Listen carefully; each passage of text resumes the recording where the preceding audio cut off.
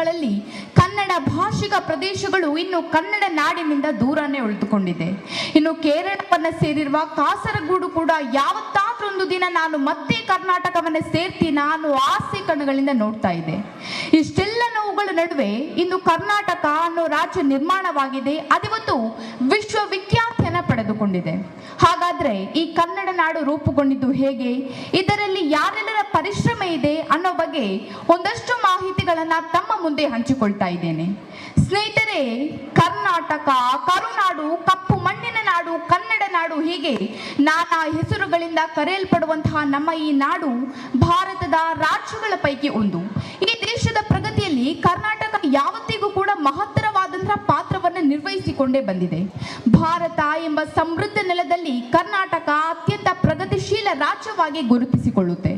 ಇಂಥ ಕನ್ನಡ ನಾಡು ಜನ್ಮ ತಾಳಿದ್ದು ಅರ್ಥಾತ್ ರಚನೆಯಾಗಿದ್ದು 1956ರ ನವೆಂಬರ್ 1ರಂದು. ಇನ್ನು 1947ರಲ್ಲಿ ನಮ್ಮ ದೇಶಕ್ಕೆ ಸ್ವಾತಂತ್ರ್ಯ ಬಂತು. 1950ರಲ್ಲಿ ಈ ದೇಶವು ಅಧಿಕೃತವಾಗಿ ಸಂವಿಧಾನವನ್ನು ಒಪ್ಪಿಕೊಂಡು ಗಣರಾಜ್ಯವಾಗಿ ಬದಲಾಯಿತು. ಇನ್ನು ಸ್ವಾತಂತ್ರ್ಯಕ್ಕೂ ಪೂರ್ವ ಭಾರತದಲ್ಲಿ 565ಕ್ಕೂ ಹೆಚ್ಚು ಸಣ್ಣ ಪುಟ್ಟ ಸಂಸ್ಥಾನಗಳಿದ್ದವು. ಅವುಗಳನ್ನ ಭಾಷೆಯ ಆಧಾರದ ಮೇಲೆ ಒಂದುಗೂಡಿಸುವಂತಹ ಕೆಲಸ ಶುರುವಾಯಿತು. 1956ರಲ್ಲಿ ಅದಕ್ಕೊಂದು ಸ್ಪಷ್ಟ ರೂಪ ಸಿಕ್ಕಿತು. ಅದರಲ್ಲೂ ದಕ್ಷಿಣ ಭಾರತದಲ್ಲಿ ಕರ್ನಾಟಕ, ತಮಿಳುನಾಡು ಹಾಗೂ ಆಂಧ್ರ ಪ್ರದೇಶಗಳು ರಾಜ್ಯಗಳಾಗಿ ರಚನೆಯಾದವು. ಇನ್ನು 1956ರಲ್ಲಿ ಅಂದರೆ ಕನ್ನಡ ಭಾಷಿಕರ ರಾಜ್ಯ ರಚನೆ ಆದಾಗ ನಮ್ಮ ಈ ರಾಜ್ಯವನ್ನ ಕರ್ನಾಟಕ ಅಂತ ಕರೀತಾ ಇರಲಿಲ್ಲ. ಬದಲಾಗಿ ಅದೊಂದು ಮೈಸೂರು ರಾಜ್ಯ ಅಂತಲೇ ಗುರುತಿಸಿಕೊಂಡಿತು. ಯಾಕೆಂದ್ರೆ 1947ರ ಸಮಯದಲ್ಲಿ ಕರ್ನಾಟಕವನ್ನ ಆಳುತ್ತಿದ್ದ ರಾಜಮನೆತನಗಳ ಪೈಕಿ ಅತ್ಯಂತ ವಿಶಾಲವಾದದ್ದು ಹಾಗೂ ಸಮೃದ್ಧವಾದದ್ದು ಮೈಸೂರು ಸಂಸ್ಥಾನ ಮಾತ್ರ ಆಗಿತ್ತು. ಹೀಗಾಗಿ ಕನ್ನಡ ಭಾಷಿಕ ಪ್ರದೇಶಗಳನ್ನೆಲ್ಲ ಒಳಗೊಂಡ ಪ್ರಾಂತ್ಯಗಳನ್ನ ಮೈಸೂರು ರಾಜ್ಯಕ್ಕೆ ಸೇರಿಸಿದ ಕಾರಣ ನಮ್ಮ ರಾಜ್ಯದ ಹೆಸರು ಮೈಸೂರು ಅಂತ ಆಯಿತು.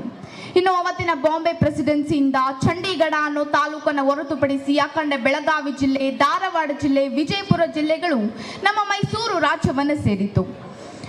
ಇನ್ನು ಹೈದರಾಬಾದನ ನಿಜಾಮನ ಆಡಳಿತದಲ್ಲಿದ್ದಂತಹ ಬೀದರ್, ಗುಲ್ಬರ್ಗ, ರಾಯಚೂರು ಮುಂತಾದವುಗಳನ್ನ ನಮ್ಮ ಈ ಕರ್ನಾಟಕ ರಾಜ್ಯದಲ್ಲಿ ವಿಲೀನಗೊಳಿಸಲಾಯಿತು. ಇನ್ನು ಮದ್ರಾಸ್ ಪ್ರೆಸಿಡೆನ್ಸಿಯಿಂದ ಕೊಳ್ಳೇಗಾಲ ತಾಲೂಕು ಮೈಸೂರು ರಾಜ್ಯವನ್ನು ಸೇರಿತು. ರಾಯಲ್ ಸೀಮೆಯಲ್ಲಿದ್ದ ಮದ್ರಾಸ್ ಪ್ರಾಂತ್ಯಕ್ಕೆ ಸೇರಿದ ಬಳ್ಳಾರಿಯನ್ನ 1953ರಲ್ಲಿ ಮೈಸೂರಿನ ಭಾಗವನ್ನಾಗಿ ಮಾಡಲಾಯಿತು. ಹೀಗೆ ಭಾಷೆಯ ಆಧಾರದ ಮೇಲೆ ಕನ್ನಡಮ್ಮನ ಮಕ್ಕಳೆಲ್ಲ ಒಂದಾದ್ರು. ಈ ಏಕೀಕರಣ ಹೋರಾಟ ಅನ್ನೋದು ಒಂದು ದಿನದಲ್ಲೇ ಆಗಿದ್ದಲ್ಲ, ಇದು ಸ್ವಾತಂತ್ರ್ಯ ಪೂರ್ವದಲ್ಲೇ ಮೊಳಕೆ ಹೊಡೆದಿತ್ತು. ಇನ್ನು ಸ್ವಾತಂತ್ರ್ಯ ಹೋರಾಟದ ಅತ್ಯಂತ ಗಟ್ಟಿ ನೆಲ ಅಂತ ಕರೆಸಿಕೊಳ್ಳುವ ಉತ್ತರ ಕರ್ನಾಟಕ ಏಕೀಕರಣ ಹೋರಾಟದಲ್ಲಿ ತನ್ನ ದಿಟ್ಟತನವನ್ನ ಪ್ರದರ್ಶಿಸಿತು. ನಿಜ ಹೇಳಬೇಕು ಅಂದ್ರೆ ಉತ್ತರ ಕರ್ನಾಟಕವನ್ನ ಏಕೀಕರಣದ ಹೃದಯ ಅಂತ ಹೇಳಿದ್ರೆ ಖಂಡಿತ ತಪ್ಪಾಗೋದಿಲ್ಲ. ಇವತ್ತು ಕರ್ನಾಟಕ ಏನಾದ್ರೂ ಒಂದು ರಾಜ್ಯವಾಗಿ ಉಸಿರಾಡ್ತಾ ಇದ್ರೆ ಅದಕ್ಕೆ ಉತ್ತರ ಕರ್ನಾಟಕದ ಮಂದಿಯ ಗಟ್ಟಿತನದ ಹೋರಾಟ ಕೂಡ ಒಂದು ಕಾರಣನೇ. ಇನ್ನು ಕನ್ನಡದ ಕುಲ ಪುರೋಹಿತರು ಅಂತಲೇ ಖ್ಯಾತರಾಗಿರುವಂತಹ ಆಲೂರು ವೆಂಕಟರಾಯರು ಕನ್ನಡದ ಒಗ್ಗಟ್ಟಿಗೆ ಶ್ರೀಕಾರ ರಚಿಸಿದ್ರು. ಅವತ್ತಿನ ಬಾಂಬೆ ಸರ್ಕಾರದಲ್ಲಿ ಡೆಪ್ಯೂಟಿ ಎಜುಕೇಶನಲ್ ಇನ್ಸ್ಪೆಕ್ಟರ್ ಆಗಿದ್ದ ಶಿಕ್ಷಣ ಪ್ರೇಮಿ ಗೋಕಾಕ್ನ ಡೆಪ್ಯೂಟಿ ಚೆನ್ನಬಸಪ್ಪನವರು ಆಂಗ್ಲ ಮರಾಠಿ ಮಾಧ್ಯಮದ ನಡುವೆನೂ ಕನ್ನಡ ಮಾಧ್ಯಮವನ್ನ ಎಲ್ಲ ಶಾಲೆಗಳಿಗೆ ಪರಿಚಯಿಸಿದ್ರು. ಇನ್ನು ಇವರ ಜೊತೆಗೆ ಗುದ್ದಪ್ಪ ಹಳ್ಳಿಕೇರಿ, ಸಿದ್ದಪ್ಪ ಕಂಬ್ಳಿ, ರಂಗಾರಾವ್ ದಿವಾಕರ್, ಕೌಜಲಗಿ ಶ್ರೀನಿವಾಸರಾವ್ ಮಂಗಲ್ವಾಡೆ, ಕೆಂಗಲ್ ಹನುಮಂತಯ್ಯ, ಗೋರೂರು ರಾಮಸ್ವಾಮಿ ಅಯ್ಯಂಗರ್, ಎಸ್ ನಿಜಲಿಂಗಪ್ಪ, ಟಿ ಮರಿಯಪ್ಪ, ಸಾಹುಕಾರ್ ಚೆನ್ನಯ್ಯ, ವೀರಣ್ಣಗೌಡ, ಎಚ್ ಸಿ ದಾಸಪ್ಪ, ಆನ ಕೃಷ್ಣರಾಯರಂತಹ ಘಟಾನುಘಟಿಯ ನಾಯಕರು ಈ ಹೋರಾಟದಲ್ಲಿ ಧುಮುಕಿದ್ರು. ಇನ್ನು ಸಾಹಿತಿಗಳ ನೆಲ ಅಂತಲೇ ಕರೆಸಿಕೊಳ್ಳುವಂತಹ ಧಾರವಾಡ ಕೂಡ ಏಕೀಕರಣ ಹೋರಾಟದಲ್ಲಿ ನಿರ್ಣಾಯಕ ಪಾತ್ರವನ್ನು ವಹಿಸಿತ್ತು. ಇನ್ನು ಅಲ್ಲಿನ ವಿದ್ಯಾವರ್ಧಕ ಸಂಘ ಈ ಏಕೀಕರಣ ಚಳುವಳಿಯನ್ನ ಹೊಸದೊಂದು ಎತ್ತರಕ್ಕೆ ಕೊಂಡೊಯ್ದಿತ್ತು. ಇನ್ನು ಸಾಹಿತಿಗಳ ಉಸಿರೇ ಕನ್ನಡ, ಕನ್ನಡದ ಉಸಿರಿನಂತೆ ಸಾಹಿತಿಗಳು ಅನ್ನೋ ಹಾಗೆ ನಾಡಿನ ಹಲವಾರು ಸಾಹಿತಿಗಳು, ಕವಿ, ವಿದ್ವಾಂಸರು ಈ ಏಕೀಕರಣ ಹೋರಾಟವನ್ನ ಎಗಲು ಕೊಟ್ಟು ಕರ್ನಾಟಕವನ್ನ ರೂಪಿಸಿದರು. ಹಾಗೆ ಸಂಘ ಸಂಸ್ಥೆಗಳು, ಮಠಗಳು, ಆಶ್ರಮಗಳು ಸೇರಿದ ಹಾಗೆ ಹರಿಯುವ ನದಿಗೆ 1000 ತೊರೆಗಳು ಅನ್ನೋ ಹಾಗೆ ಈ ಏಕೀಕರಣ ಹೋರಾಟವನ್ನ ಎಲ್ಲರೂ ಕನ್ನಡದ ಅಸ್ಮಿತೆಗಾಗಿ ಹೋರಾಟವನ್ನ ನಡೆಸಿದ್ರು.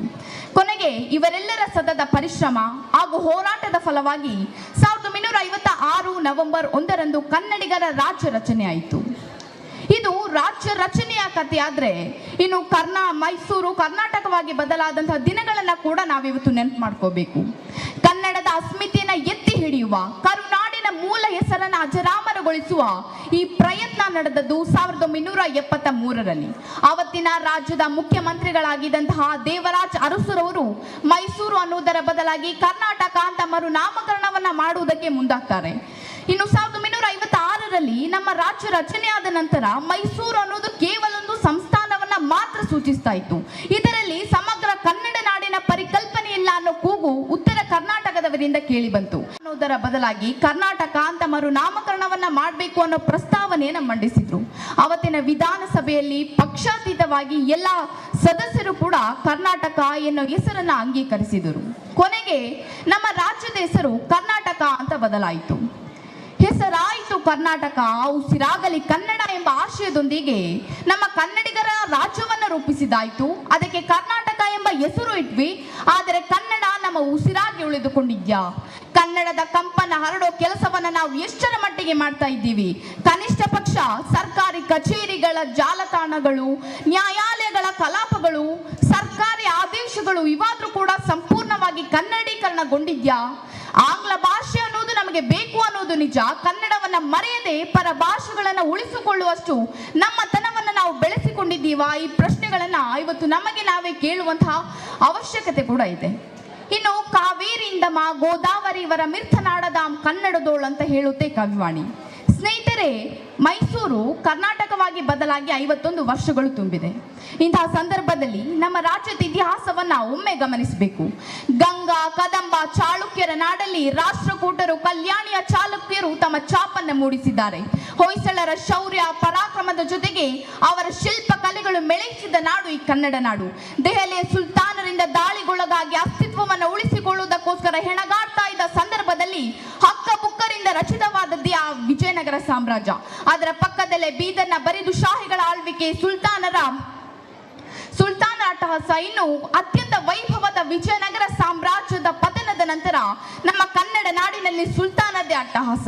ಈ ಅಟ್ಟಹಾಸವನ್ನ ಮೆಟ್ಟಿ ನಿಂತು ಕನ್ನಡ ನಾಡಿನ ಗೌರವವನ್ನು ಉಳಿಸಿದ್ದು ಕೆಳದಿಯ ಚೆನ್ನಮ್ಮ, ಬೆಳವಡಿ ಮಲ್ಲಮ್ಮನಂತಹ ವೀರ ವನಿತೆಯರು. ಇವರ ಜೊತೆಗೆ ರಾಣಿ ಅಬ್ಬಕ್ಕ, ರಾಣಿ ಚೆನ್ನಭೈರ ದೇವಿಯವರನ್ನ ನಾವು ಮರೆಯುವುದಕ್ಕೆ ಸಾಧ್ಯನಾ? ಆ ನಂತರ ಮೈಸೂರು ಸಂಸ್ಥಾನದ ಪ್ರಗತಿ, ಅಲ್ಲಿನ ಒಳ ರಾಜಕೀಯ, ಹೈದರಾಲಿಯ ಹೊಂಚು ಸಂಚು, ಟಿಪ್ಪು ಆಳ್ವಿಕೆ, ಸಂಗೊಳ್ಳಿ ರಾಯಣ್ಣ, ಕಿತ್ತೂರು ರಾಣಿ ಚೆನ್ನಮ್ಮನ ಹೋರಾಟ, ದೋಂಡ್ಯವ ಪ್ರತಿಹಾರ, ಸಿಂಧೂರ ಲಕ್ಷ್ಮಣನ ಅಬ್ಬರ, ಹೀಗೆ ಒಂದ ಎರಡ ಸಾಕಷ್ಟನ್ನ ಕಂಡಿದೆ. ಇನ್ನು ಇಮ್ಮಡಿ ಪುಲಕೇಶಿ, ಅಮೋಘ ವರ್ಷ, 6ನೇ ವಿಕ್ರಮ, 3ನೇ ಗೋವಿಂದ, ಹೊಯ್ಸಳ ವಿಷ್ಣುವರ್ಧನ, ಕೃಷ್ಣದೇವರಾಯರಂತಹ ಶ್ರೇಷ್ಠಾತಿ ಶ್ರೇಷ್ಠ ಅರಸನನ್ನ ಕಂಡಂತಹ ನಾಡು ಇವತ್ತು ಜಗದ್ವಿಖ್ಯಾತಿಯನ್ನ ಪಡೆದುಕೊಂಡಿದೆ. ಬೆಂಗಳೂರು ನಗರ ಜಗತ್ತಿನ ಪ್ರಮುಖ IT ನಗರಗಳಲ್ಲಿ ಒಂದು ಅಂತ ಅನಿಸಿಕೊಳ್ತಾ ಇದೆ.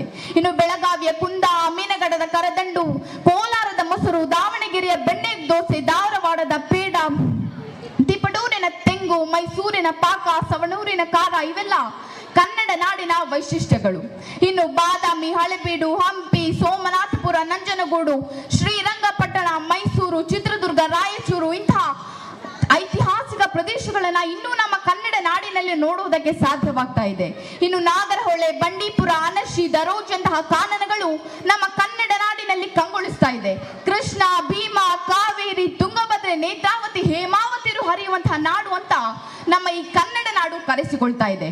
ಇನ್ನು ಧರ್ಮಸ್ಥಳ, ಕುಕ್ಕೆ ಸುಬ್ರಹ್ಮಣ್ಯ, ಮಲೆ ಮಹದೇಶ್ವರ, ಕಾಗಿನೆಲೆ, ಆದಿಚುಂಚನಗಿರಿ ಇಂತಹ ಧಾರ್ಮಿಕ ಕ್ಷೇತ್ರಗಳನ್ನ ಇನ್ನೂ ನಮ್ಮ ಕನ್ನಡ ನಾಡಿನಲ್ಲಿ ನೋಡುವುದಕ್ಕೆ ಸಾಧ್ಯವಾಗ್ತಾ ಇದೆ.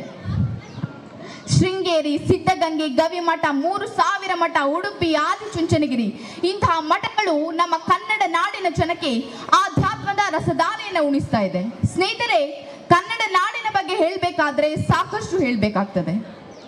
ಜಯ ಭಾರತ ಜನನಿಯ ತನು ಜಾತಿ, ಜಯ ಹೇ ಕರ್ನಾಟಕ ಮಾತೆ, ಜಯ ಸುಂದರ ನದಿ ವನಗಳ ನಾಡೆ, ಜಯ ಹೇ ರಸ ಋಷಿಗಳ ಬೀಡೆ ಇತ್ಯಾದಿಯಾಗಿ 6 ಕೋಟಿ ಒಕ್ಕಲಿನಿಂದ ಹಾಡಿ ಹೊಗಳುತ್ತಿರುವ ಈ ಸಂದರ್ಭದಲ್ಲಿ ಮತ್ತೊಮ್ಮೆ ತಮಗೆಲ್ಲರಿಗೂ 69ನೇ ಕನ್ನಡ ರಾಜ್ಯೋತ್ಸವದ ಹಾರ್ದಿಕ ಶುಭಾಶಯಗಳು. ಜೈ ಹಿಂದ್, ಜೈ ಕರ್ನಾಟಕ. ಹಾಯ್ ಎಲ್ಲೋ, ನಾನು ನಿಮ್ಮ ಕಾಣತಂಡ ಬೀನಾ ಜಗದೀಶ್, ಕೊಡಗು ಧ್ವನಿ ಡಿಜಿಟಲ್ ಮೀಡಿಯಾದಿಂದ. ನಮ್ಮ ಚಾನಲ್ನ ಲೈಕ್ ಮಾಡಿ, ಶೇರ್ ಮಾಡಿ, ಸಬ್ಸ್ಕ್ರೈಬ್ ಮಾಡಿ.